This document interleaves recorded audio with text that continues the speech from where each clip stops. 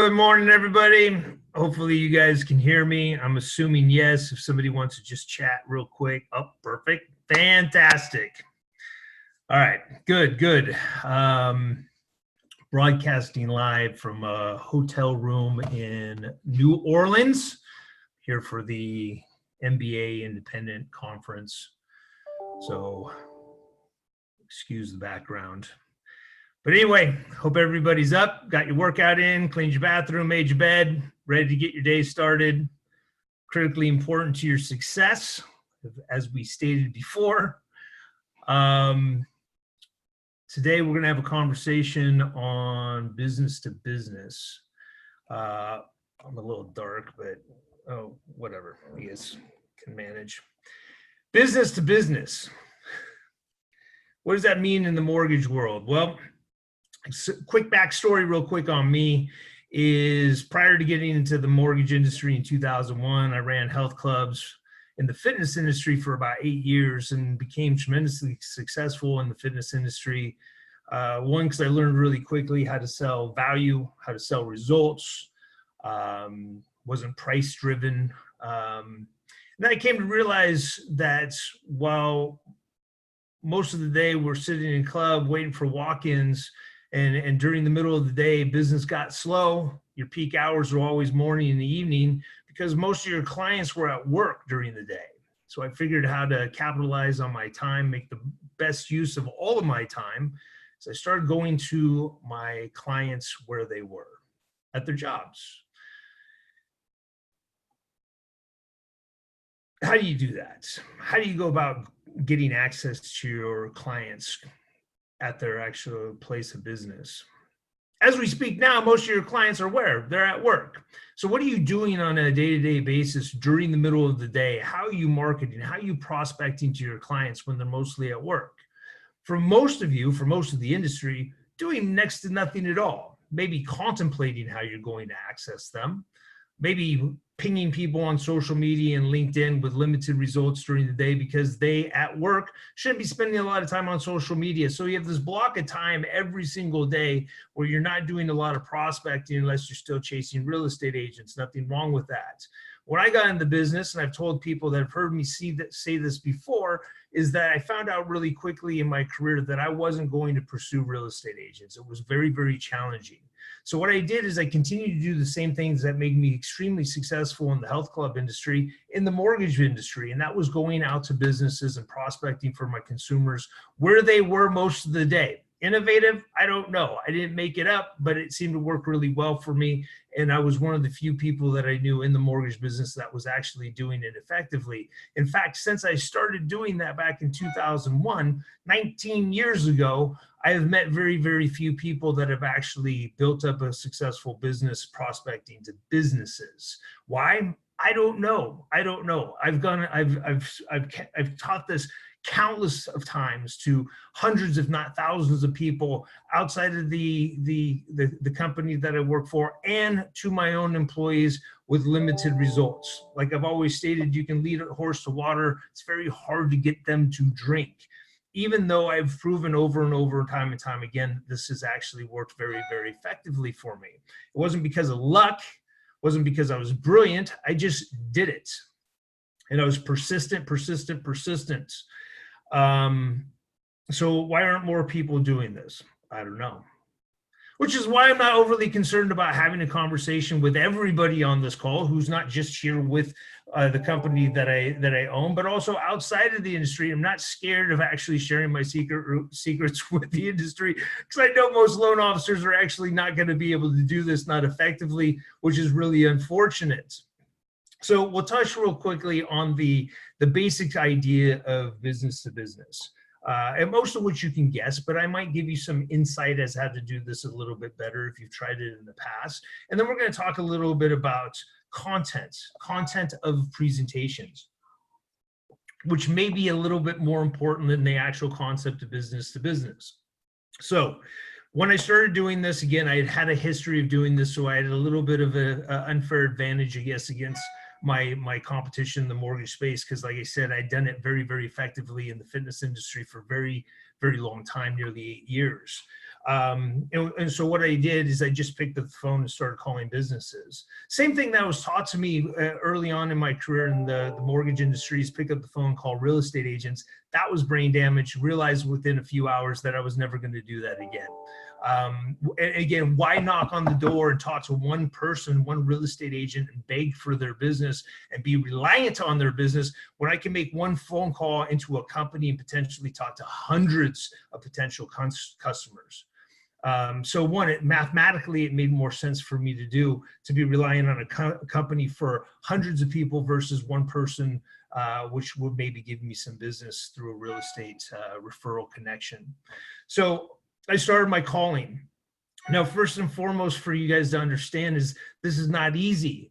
Calling companies and getting into companies is not easy, but nothing in the mortgage industry, or for that matter in the sales industry, is easy. If it was, everybody would get very wealthy doing it. And I would like to think that, at least in my past experience, that it's certainly more easy than contacting real estate agents, working at Walmart, or being broke. So out of those scenarios, I chose to call companies. Yes, it was challenging, it was hard, and there's a lot of rejection, as with sales. And if you can't handle the rejection in business to business, man, you might want to rethink your career anyway. Okay, in order to effectively do this business to businesses, you have to be able to pick up the phone and call. And I'm not talking about for hours, I'm talking about months and months and months and months, and make it a part of your plan of success. And your first day of trying this, you might find that you have 100% rejection. In fact, your first week at doing this, you might find that you have 100% rejection, which is why most loan officers who are very, very, very, very low skilled in sales, and they're very, very thin-skinned when it comes to rejection. And again, this is a blanket statement from my experience of being in this business for nearly 20 years. They're not likely going to succeed because most of them pick up the phone, make a call to about 5 companies, get 5 no's, and then they're done with it. They move on. Like their success rate with calling real estate agents went so much better, okay? And just because they may have got a yes and got the opportunity to spend money on a lunch or a coffee meeting, didn't mean they got any results from that, okay? The beautiful thing about calling business to business, it should cost you next to no money. No money. The people that you're contacting in business are typically, depending on the scale of the company, you might be talking to owners, managers, head of HR, benefits. The bigger the company, the more apt you're going to be talking to HR and benefits than you are talking to actual ownership. It doesn't matter. It doesn't matter their position in their company. All that matters is you're talking to the decision maker, whoever that might be. It also really matters what size of company that you're targeting and the kind of company that you're targeting. You want to be targeting companies that employ people that can actually buy houses. That is critically important. Also, if you're a numbers person, which you should be if you're building your business and sales, because ultimately this comes down to numbers. Everything that you do comes down to numbers. How many people that you have to contact in X amount of period of time and how much is it going to cost based on the results that you get is going to determine your success in this business. It's not about doing loans. It's about numbers, okay? So part of a different conversation altogether about goal setting and business planning is this is all about numbers. And if you break your business down into sheer numbers, you'll be successful as long as you do it properly and your business plan is sound. So when it comes to companies, the key is, okay, first of all, how many companies do I have to call before I'm going to get a yes? Basically, yes. So what are we even selling the companies? What are we calling? Aaron, what are we calling the companies for? Well, if you haven't figured that one out, in the fitness industry, it was about getting people better in shape because they're more efficient employees. They worked harder. They were less sick days, so on and so forth. It was very, very easy to sell any company in the United States on the benefits of having healthy employees. So what is the sell for mortgages? Well, employees who are homeowners tend to be a lot more stable employees. Right. And of all the different things that all these companies are competing with one another as far as the benefits they offer to the employees, such as 401ks and health club benefits and their time off packages, this, that, and the other thing. Very few companies are doing anything about the most important financial decision that their employees will ever make in their life, which is buying a house. Most companies don't do anything on that topic. And the beautiful thing is that you can offer the service to a company and it doesn't cost them anything. The company doesn't have to provide anything. They don't have to spend any money to provide this great service. And the amount of money that you can save a homeowner or a prospective homeowner by teaching them the responsibilities of home ownership, or for those that are more advanced, maybe making more money by investing in real estate, could certainly far exceed the benefits they could get by offering, a more competitive healthcare plan. Okay. And you have to be able to package that up and sell that in a presentation. And when you're calling these companies on your initial call, you're not going to pitch them over the phone. For those of you that are in sales should know this, even if you've only spent your entire career in sales in the mortgage industry, is you can't pitch somebody over the phone on a business-to-business transaction on what it is that you're going to have to offer them. Very challenging thing to do. Not to say that it's impossible, it's just not what I would recommend. What I would recommend is getting a hold of the proper person that's going to make the decision and set an appointment to go down there face to face. Now, typically, I don't like to meet with my consumers face to face because it takes too much time. And when it comes to doing a mortgage, a borrower is very easy to handle over the phone. A business, not so much. You might want to get in front of them, woo them with your personality, so on and so forth. So I found that getting them face to face, my results and my closing percentages were certainly higher.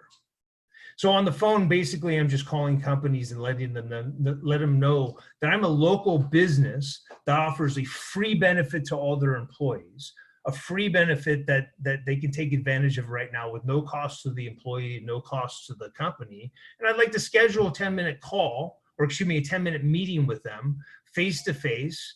And I'd like to schedule that call because I'm going to be, or that meeting, because I'm going to be in the area either Friday afternoon or Monday morning. And which one of those times would work best for you? So I'm selling them the appointment. That's the only thing that I'm doing over the phone. In fact, when I'm having the conversation with them on the phone, they have no idea that I even work for a mortgage company. Fortunately for me, the company that I work for, in our name doesn't say mortgage. So it's not going to tip them off as to what I'm doing. Because trying to explain somebody in HR or benefits that you work for a mortgage company and have a benefit to them, they're not going to understand it. And they're going to in most cases quickly cut you off, say they're not interested, or don't take solicitations. And if you fall for that, we're not interested. Mrs. Jones, how could you not be interested? I haven't even had a conversation about what we have to offer. It's not rational for you to say that you're not interested. I have not spoken to you at all about the benefit that I have to offer your company. So are you able to overcome those simple objections? And remember, most of the people that you're going to talk to on the phone when you're calling business, your first obstacle is going to be usually receptionist or secretary, which are low paid, low skilled people in most cases. Yet how many of you will get rejected by a low skilled, low paid person and not even get past the secretary? Lots of you, if you tried this, will get sold by this receptionist, secretary, gatekeeper, without even getting to the decision maker. So the key on the initial call is just scheduling an appointment to go down there and talk to them, which shouldn't be terribly difficult. But it can be for most of you if you're not seasoned in selling, especially over the phone. And remember, over the phone, you're not selling the benefit. You're selling a flipping appointment. So if you can't sell somebody 10 minutes of your time, you got a lot of work ahead of you. And I'm not telling you this is going to be easy. In fact, if you decide to go down this road and pursue this, let's just say you pull up of 100 companies that you're going to target first. Now, the biggest mistake a lot of loan officers do that they say, okay, Aaron, this is a great concept, I'm going to go down this road, is they spend 4 weeks just coming up with 100 companies' names before they even call. And then by the time the 4 weeks comes up and they call or they have a list of 100 companies, they get distracted by something else in life and they pursue it and they never get around to making those calls. Don't do that. Don't do that. The goal is just to pick up the phone and start calling. Okay? Pick up the phone and start calling.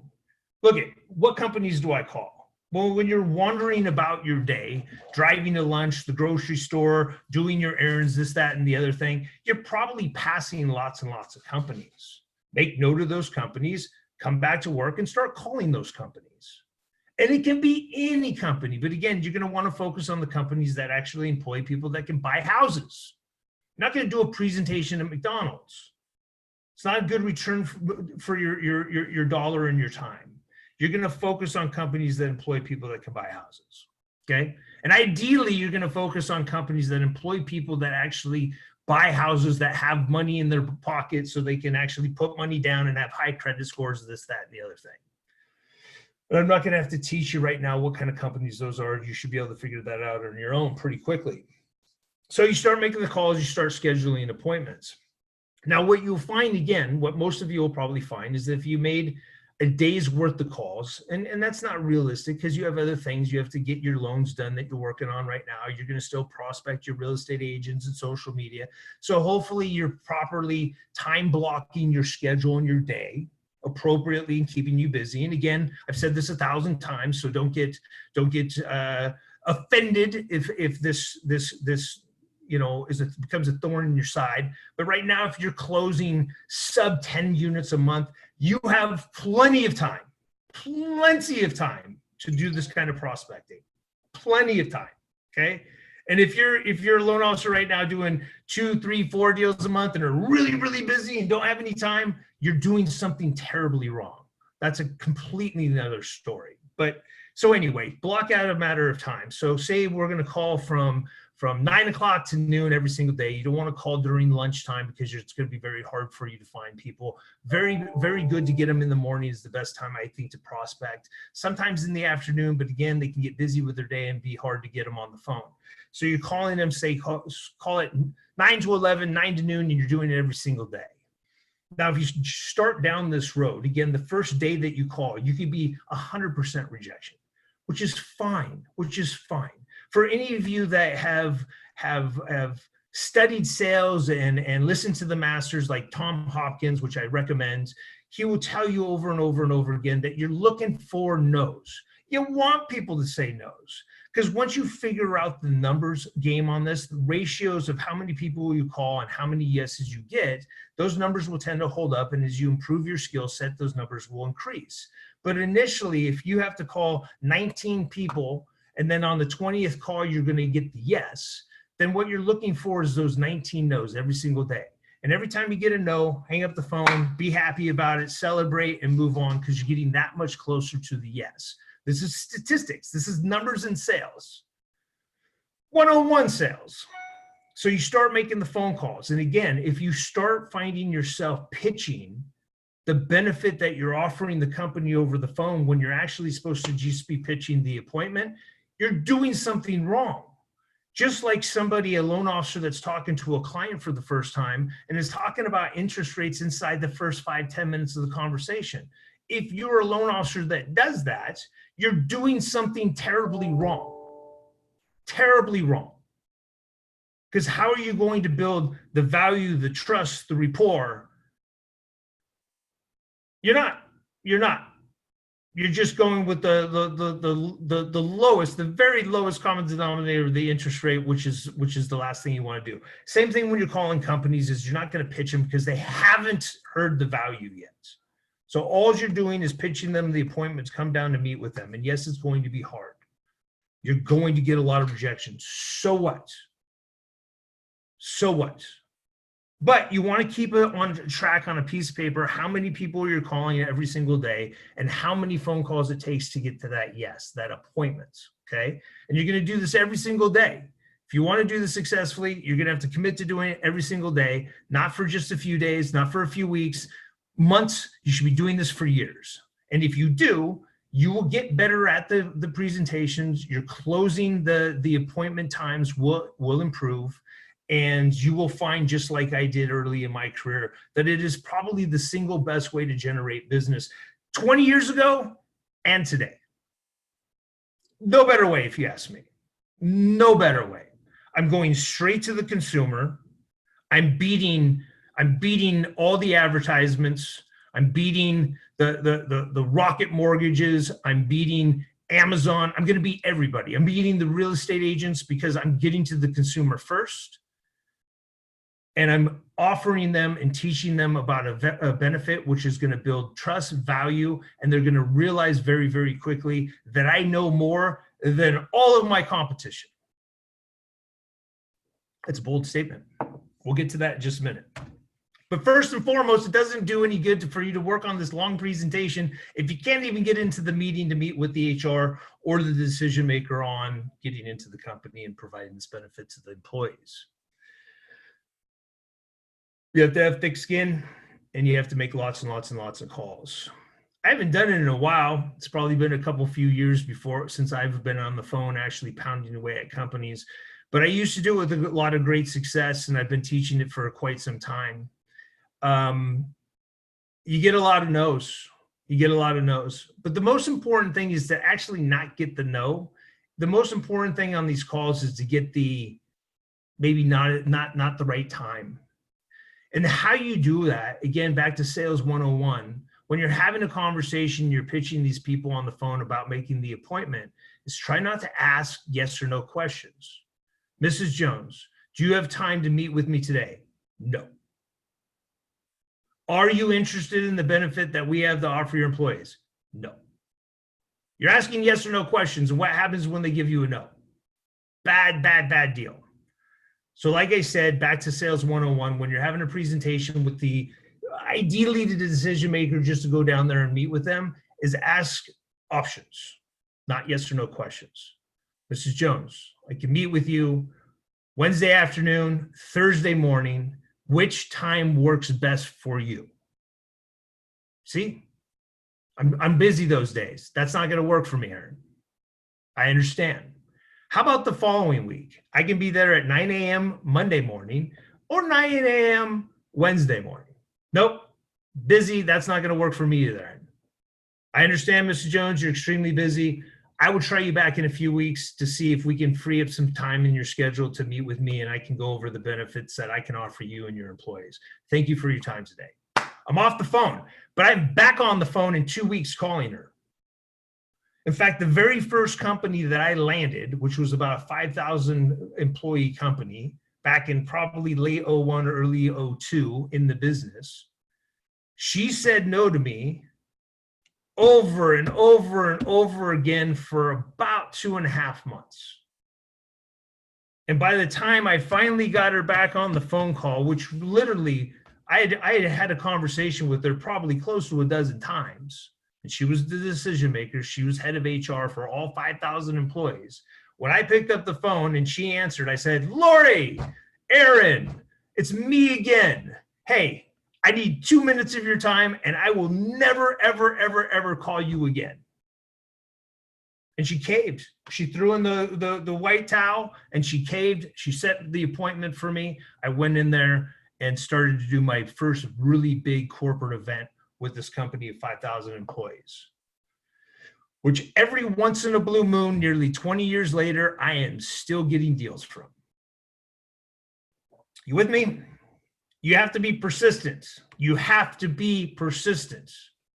And you also have to realize that if you're a professional salesperson and you have a tremendous amount of value to bring to the table, you are doing them a disservice by allowing them to reject you, especially before they know what you have to offer. You gotta have confidence in your product and in yourself, and have to have the passion and belief that you're truly going to be able to help these employees and help this company. If you don't have that, you'll never make it down this road. And you'll probably find that you're struggling in most aspects of this business as it is already, because it's all intertwined. All right. Once you get into the appointments, then it's a matter of you teaching them, the decision maker, on the benefit they have to offer. This gets a little bit into the content of things. What is the benefit? Well, you can browse over it real quickly about the importance of home ownership. And again, like I stated, you know, the stability of employees that own a house versus rent. You can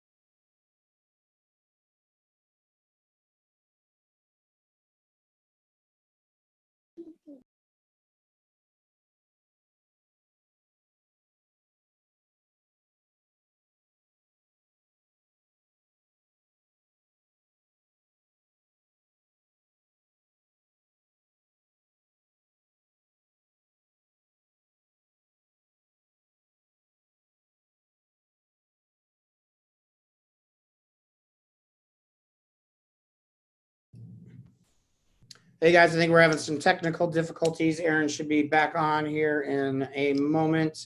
Does anyone have any questions while we're waiting for him to pop back in?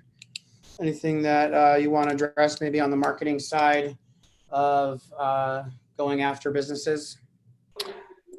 I want one of those setups that Nathan Garcia had. That thing was sick. Talk to Nate. Nate, hit me up. Has anyone in the group chased business to business and wants to share their experience, what's worked for them, what hasn't? Oh, Aaron's back.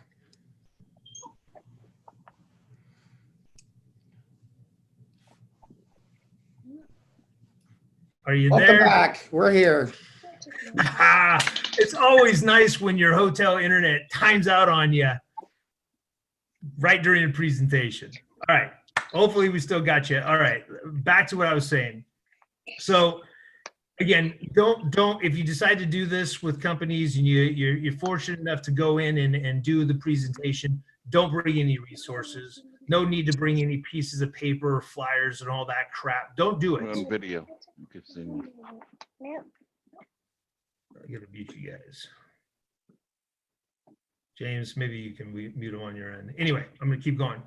Don't bring it. The company's decision to actually work with you is going to depend upon you. It's not going to be dependent upon a piece of paper that you give them. That would be a complete waste of resources and waste of time. Don't do it. You don't need to do it.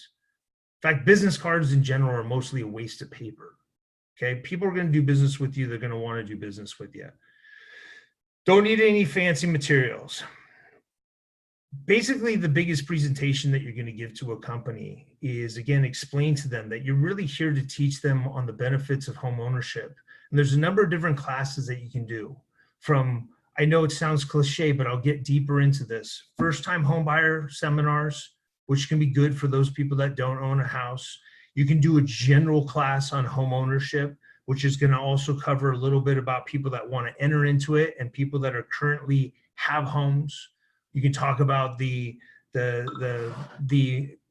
whether or not they should refinance, whether they should pull equity out, do cash out, this, that, the other thing, but explain it to them, really explain it to them, and explain why it's not a good idea, some certain circumstances, okay? I'll get to that in a minute as well. Or investing in real estate. Investing in real estate has actually been one of my most successful classes that I've taught to companies. Again, you got to make sure that they're employing companies or employing people at a high enough caliber that they're going to have the resources to buy real estate and be mature about buying real estate beyond their primary residence. Okay, so make sure that you're talking to the proper audience, and you can do these presentations like once a quarter with the company. Okay, and it's free. If you're going to come down, you're going to provide lunch for them. Okay, small cost there, not a big deal. So provide lunch for them. You're going to speak to them for 30 minutes and do question and answer for 30 minutes on a lunch break, and you'll do it once a quarter. If really big companies, you might be able to do once a month. It is hugely successful, and then as long as your content is accurate, okay? The goal is to create homeowners and to help homeowners and not be a future liability for them, which means that not everybody in that classroom should actually buy a house. And you have to have the integrity and the knowledge of as a mortgage professional to tell people that you shouldn't. To tell people in those classrooms that if they have a high debt to income ratio, and just because the idiot loan officer that works for your competitor down the street can approve them with no money down at a 57% back end ratio, maybe it's not in their best interest to do that. Because the pains of home ownership are greater than most people know that aren't in home ownership. If you look at the consumer satisfaction of first-time home buyers into home ownership, it's like 35% are happy they made a decision. Why? Primarily because their loan officer wasn't a professional to teach them about all the expenses and responsibility of home ownership. That's you guys. That's who I'm talking about. So when you're doing these presentations, I would tell you what, when you're in a presentation, doing a presentation in a room full of people that are interested in hearing what this professional at the front of the class has to say, and you start telling them about the risks of home ownership, not a single real estate agent that they've ever spoken to or will ever speak to, and almost no loan officers that they'll ever come in contact with will talk to them about the risks of home ownership, which will make you stand out like a superstar. Does that make any sense to you? I certainly hope that's getting through to you. Because not only is it an amazing sales tactic, you'll actually be acting in a professional manner with integrity, which is so lacking in this industry. And it works. It works. Don't walk into a classroom and say, hey, listen, you guys out there in this classroom, thank you for attending. And you know what? If you have zero ability to save any money, I can get you into houses with no money down. That is the last thing you should be doing. You should be teaching these employees how to buy a house responsibly and successfully. And unlike the competition that will force them into houses that they can't afford, you will guide them and be their professional guidance counselor into home ownership for the rest of their life, the rest of their career, for their friends, their family, their coworkers. And you will set yourself apart from the competition by telling them they shouldn't do things that the competition's telling them to do. I've been doing that for 19 years. And people always ask, Aaron, how did you do what you did? That's one of the things that I did. I gave professional advice to rooms full of people that sought my guidance. And because I didn't act like the rest of the idiots in the industry and just try to pigeonhole them into everything they wanted. And I talked to them like the clients, like the patients. And guess what? They wanted to do business with me because I was doing something that the rest of the competition doesn't. The other thing that I was going to talk to them about, depending on the market, and obviously this is going to ebb and flow with the environment, is I don't always give a first-time home buyers class and tell them that this is a great time to buy your first home, which seems counterintuitive. But in 2007, when the market was crashing and I was doing presentations on buying your first home, do you think I was telling everybody to run out and buy a house? Their realtor was. Their friend that was a loan officer was. I was not. I was telling them it probably wasn't in their best interest unless they could get a good deal on the way down and planned on buying that house and owning that house for the next 20 years. Just like picking the ups and downs of the stock market is next to impossible for the vast majority of people that are even in that industry, same thing goes with home ownership. If they're buying their primary, they plan on being in their home long term, it really doesn't matter when they buy for the most part. But these are conversations that I'm also having when I'm doing presentations in front of employees. I'm talking to them about the market. This is what comes into content. Just like the loan officers out there that say, you know what, we're all basically the same, offering the same product and the same service. You are. Somebody that makes that statement has just valued themselves as not valuable. Okay? I am not the same as most loan officers and will run circles around most loan officers. And I am not selling the same product as most loan officers because I'm selling me. I'm not selling 30-year fixed rate mortgages. I'm selling me on every single transaction, especially if I'm doing a presentation in front of a room full of people that are interested in hearing what I have to say. And why I can run circles around most loan officers is because I know about the market, big picture. I can talk to them about things that are happening and I can get their attention. I can talk to them about the likelihood of the market going up or down this year. What's your bet? What happens if there's a recession in 2020? What happens if Trump gets reelected or Bernie Sanders does? What kind of impact is that going to have on the market? Now, I'm not going to tell them that I'm Nostradamus and I can predict the future, but I can talk to them big picture about what those things are going to do, especially if I'm giving a presentation on investing in real estate, which is going to be a more sophisticated clientele that's going to come to the classroom.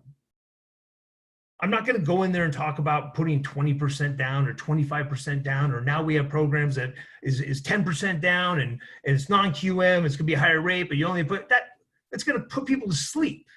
That's what most loan officers do when they offer first-time homebuyer seminars to a class full of real estate agents that in combination might do 4 or 5 transactions in the year.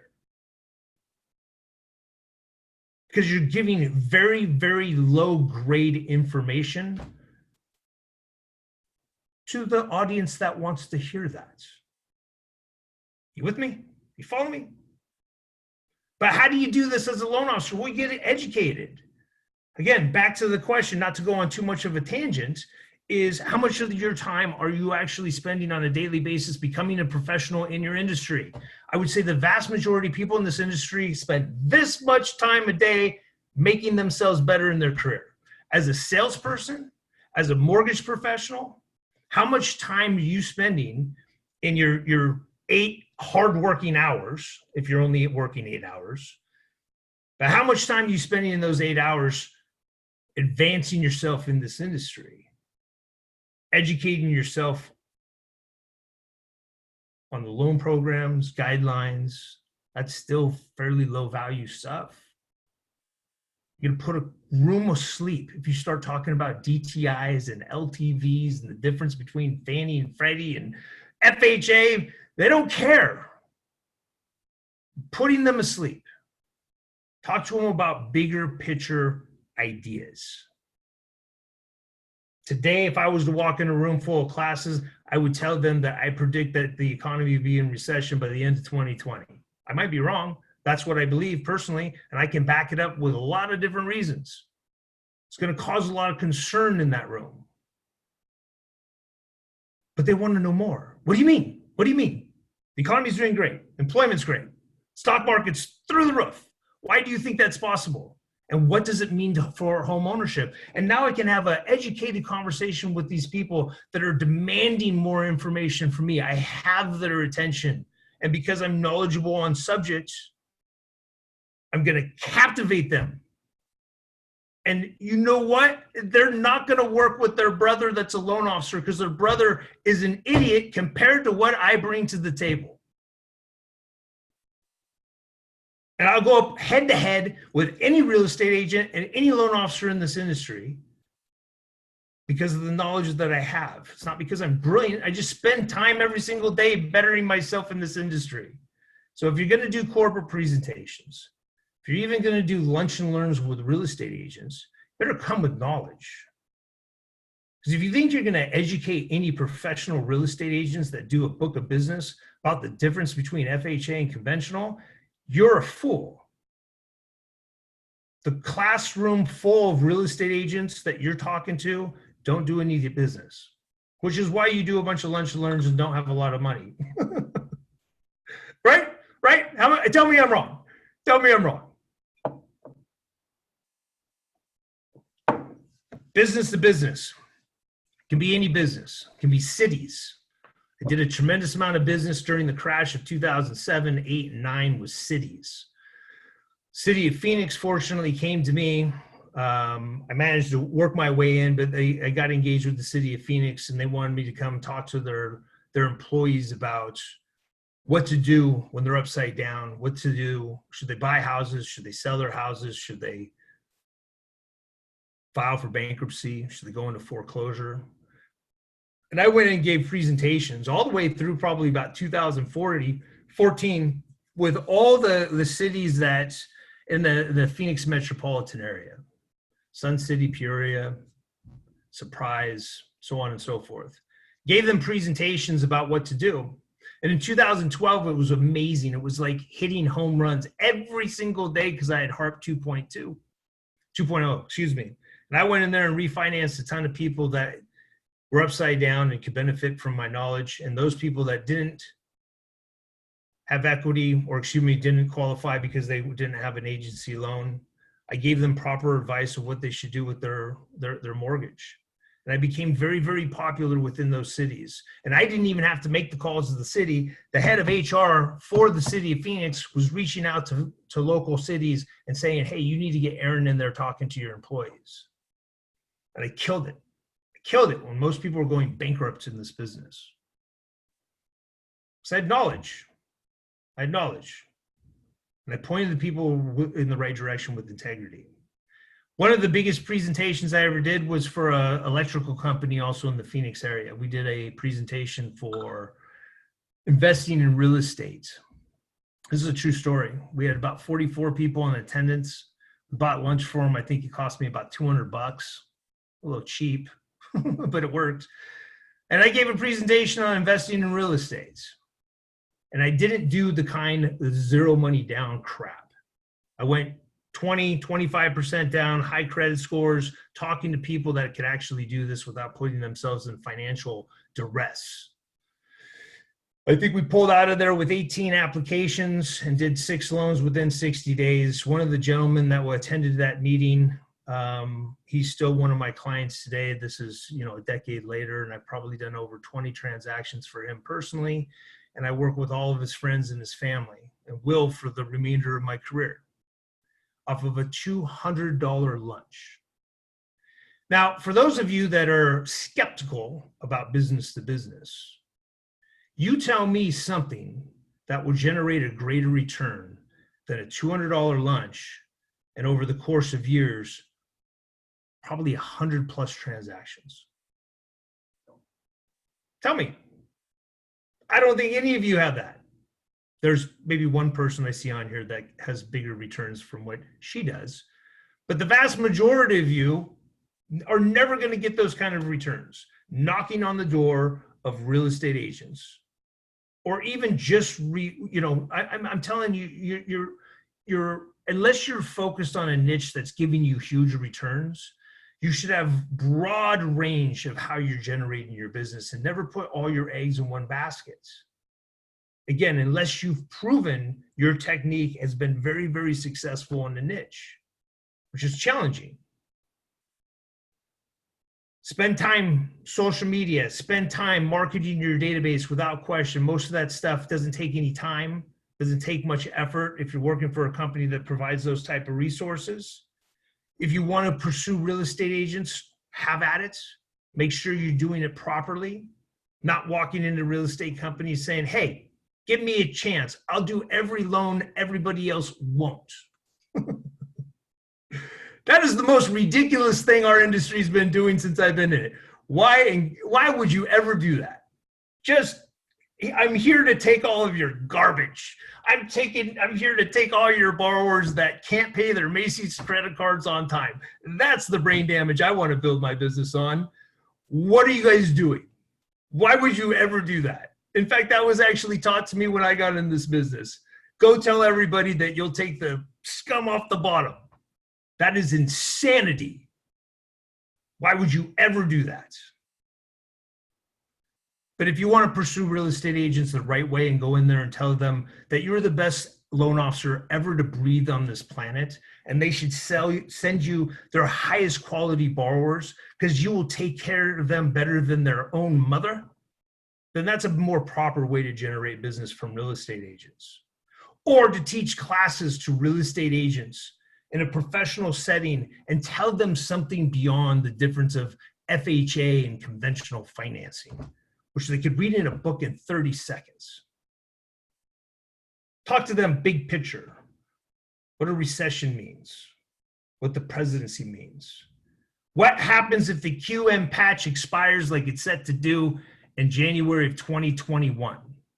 And for those of you that don't know what I'm talking about, the QM patch, you have a big problem, because it's one of the biggest things facing this industry right now, and will forever change how this industry conducts business if it's not extended. But if you don't know what I'm talking about, it just goes to show that you're one of those people that is not spending a lick of time trying to better yourself in this business and become more educated on the very industry that you have the ability to become ridiculously wealthy. All right. I can rant about this all day long, but I'm not going to do that. I'm going to have James really quick hop in, and if he wants to add anything that I might have missed to this conversation, I'll let him do so. And then, of course, I'll read while he's talking. I'll read if anybody's asked any questions, and we'll take it from there. James? Yeah, you covered most of it, but I do just real quick want to add and piggyback on your discussion about targeting. Make sure that you are really being thoughtful about the companies you're going after and try and be smart about it. If you're going all in on something like Heroes in your regular business, then think about how you can apply that to your business-to-business approach. There's not just the obvious stuff out there, but there are professions, and if you research it, there's professions that have a high percentage of veterans, or they're married to police officers, heroes. There's a lot out there that you can go after. And like Aaron was talking about with the city, well, obviously they manage all the precincts, the firehouses, and there are lots of products that you have at your beck and call to offer them that is unique. So think about who you're targeting, and then before you go into that meeting, please be prepared. Prepare yourself. Research that company, research that CEO, know who your audience is, know who you're talking to, because you will embarrass yourself if you get into a high-level meeting and you have not researched that company. You should know when they started. You should know what their core values are. You should know what's important to the company, what charities they get behind, because those can also give you ideas on how you can incorporate yourself into. If your company does some charitable initiatives and it goes hand in hand with what their beliefs are, that is something that you can put in front of them immediately that gives you something in common. It warms you up to them because you share those values. Additionally, you want to have your marketing materials prepared. If you walk in there with a simple flyer, that's not going to get you any kind of business. Make sure you have a full presentation prepared for a high-level meeting that lays the whole program out, why it's valuable to them. Know your numbers on the percentage of employees that stay in their job, the retention numbers that if they have a mortgage. Know your stuff. Additionally, you want to look a simple scan through Indeed or LinkedIn, and you're going to see on the job listings, you're going to see who offers relocation. Guess what's missing in relocation? A tour guide to show them the neighborhoods of the area that they will be moving to. So what do? You get with an agent partner, and they become the tour guide. Instead of showing homes, though, they're taking them through neighborhoods. This is an up and coming. It's being revitalized. This is where the young parents are. It's hip. It's got a coffee shop in every corner. Really hot spot right now. This is where property values are going up the most. And just know what you're doing. Create a team and walk in with that team, because most relocation programs are missing that. And that's the number one rule in business, is find a need in the market and then fulfill it better than anybody else. So it's the biggest piece about business to business is being prepared. And the last note that I had was, starting point is not just your clients, but your friends and family. Who do you know? Where do your parents work? If you're in the same state that you're licensed, where do your friends work? Where did you used to work? Who do you know? Do you have a friend that's in HR somewhere? There's connections that you may not be thinking about that you have sitting in your pocket right now, and you can create a program for it. So that's all I had on this point, but the biggest thing is be prepared. Who's got questions? Just real quick, you guys can fire away questions in 1 second.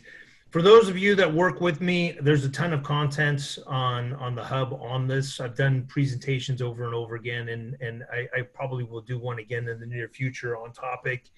But it's there. We've done this again. I've been teaching this information since I got into the business for a very, very long time, to say the least. The other thing that I want to point out is that on those calls, again, making the appointments with the head of benefits or HR, whoever the decision makers might be, very early on, your percentage of closing those appointments is going to be very, very low. Likely, unless you're just a naturally gifted salesperson, can maneuver much better than most of us. So you might find that it's only a 5%, maybe even less. That's fine. Those numbers will grow again as you repeat and make follow-up calls. Is that you'll just grind them until they throw in the towel and book the appointment, assuming that you're asking your questions properly with options versus yes and no.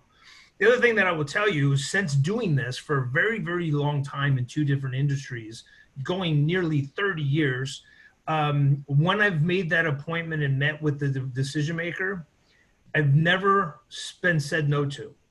So I have 100% close rate when I'm meeting with the decision maker. 100%. Never ever in 2 industries in my entire career has anybody said no once I met with them face to face. It might just be my charming personality. I don't know. My guess, that's not it.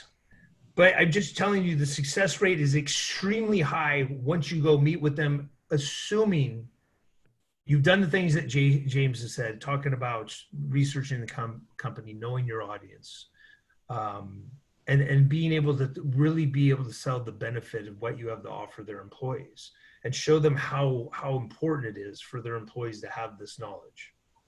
So there's a huge upside, especially if you can get over just, making that appointment, which sounds comical, but it's one of the hardest things about doing business to business. The one other thing that I'll comment on, what somebody chatted, is about how do I educate myself on these type of a number of different ways. One, I've got CNBC running all day long in the background, so I'm paying attention to the content of what's going on with the global markets, what's going on with the direction of all industries, because what's happening in China is affecting my business here. It's affecting interest rates. It's affecting the U.S. economies. They're all very, very connected. So being up to speed with what's going on worldwide in the global economies is hugely important. And then they will talk from time to time of things that are more industry specific about housing and what the home builders are doing and what the real estate associations are saying, so on and so forth. Housing Wire is a good resource. Housing Wire is online, and it basically takes all the stories that are happening at any given one time that's affecting the industry. And if I find a really good story, I'll find its original source, whether it be Forbes, a Wall Street Journal, or some local media platform, and I'll continue to do further investigation on the topic. And then I read a lot on industry. And again, I'm not reading books about mortgages, so to speak, but I'm reading books on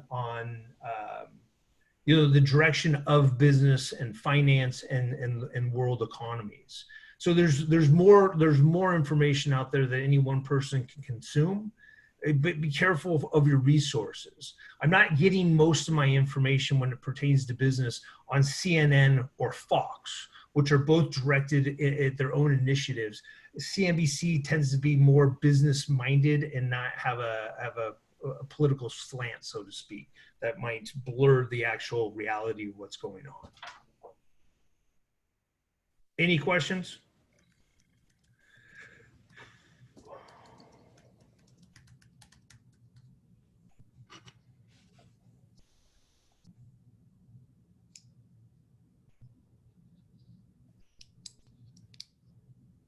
A couple things just real quick on these comments. Auto dealerships, that's actually really good. It's fun. Salespeople are the easiest people to sell. It's true. So auto dealerships, that's not even a call. You can just walk your ass into the dealership and talk to the manager. Some businesses, you can actually do that. I got into 2 Costco's locally by just walking in and asking for the manager and talking to the manager, and not to talk to the consumers of Costco, but talk to the employees of Costco. And it was a 5-minute conversation on the floor, and I was in. Did the same thing with a Home Depot. And sometimes when you get into one store, then it allows you to get in multiple stores. Again, Costco, I didn't go through the corporate ladder and talk to some executive in Kirkland, Washington. that could have taken forever to get into. So I just walked into the store. Dealerships are going to be the same way. You can walk in there and there's plenty of people that work for a dealership that buy a house. And trust me, it's the sales guys and the mechanics and everybody else that works for the dealerships have a need. They would love to sit down and talk to you, and they will sit down and talk to you. So there are going to be circumstances where you can just walk in and you have to know the business, the appropriate businesses that you're going to be able to do that, and ones that you can't. And again, what companies, you guys, you can mostly figure this out. Figure out what the company is. Healthcare, the healthcare business is great. Hospitals can be great. Just about any business. Tech companies can be great. Again, focus on companies that usually, I don't like companies that have too many employees. Trying to get into Intel, like I said, Intel is 2 miles from my house or 2 miles from our office. The biggest Intel plant in the world is 2 miles away. I'm not going to try to go in there. I do encourage people to try, but it's going to take an excessive period of time. But if you were to be the fortunate loan officer that landed your ass in Intel, you would never do anything else in your entire career but service Intel because of the sheer size of that company. And guess what? The vast majority of them have high credit scores and money in the bank. So it's a great audience. Again, it's not too hard. And again, if the company has 4 people, probably not going to do that. I'm not going to waste my time. It's too small. The presentation I do is going to be an hour, in roughly an hour. And I'd rather present to 50 people than 4 people. Does that make sense? So again, this is a numbers game. This is a numbers game. It's about how much time you're spending to get in front of the most amount of people, the shortest period of time, the least costs, and whoever figures that out wins. And for me, getting into companies was my fastest way in front of a ton of people in a short period of time. Any other questions? All right, you guys, I'm going to let you go on that. We're an hour in. I appreciate it. Again, anybody that works with me now, this content is readily available, and hopefully in the near future, I'll put together a webinar for just the company and go into greater detail as to how to do this and execute. What I don't want to do, I don't want to spend a lot of time with anybody that's not going to commit to a lot of rejection. Okay, you have to commit to a tremendous amount of rejection when you start to do this. And if you don't have it in you to have your teeth kicked in every day for a considerable period of time, don't do this. Don't do this. In fact, you probably don't want to do anything in this business because it's really hard, okay? But this is really, really hard and can generate you huge returns. So with that, you guys have a fantastic week, have a fantastic month, and we will talk with you all soon. Thanks, Aaron.